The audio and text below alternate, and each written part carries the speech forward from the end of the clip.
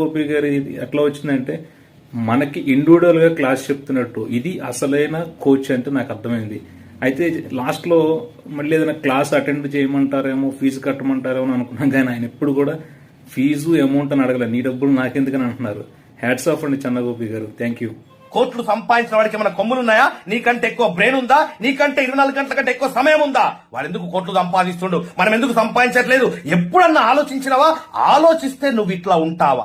Studies లో చిన్నప్పటి నుంచి మనం నేర్చుకున్నది సర్టిఫికేట్స్ మాత్రం ఉపయోగపడుతుంది, కానీ ఫైనాన్షియల్ ప్లానింగ్ గానీ, సోషల్ అవేర్నెస్ స్కిల్స్ గానీ ఇలాంటివి మీలాంటి వాళ్ళ దగ్గర నుంచి మాత్రమే మేము నేర్చుకోగలము.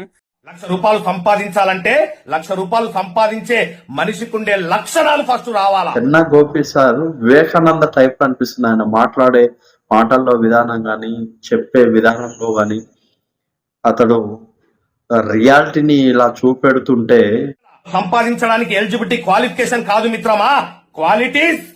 ఆ క్వాలిటీస్ నీలో వస్తే బిడ్డ కోటీశ్వడి కాకుండా కూడా ఆపలేడు.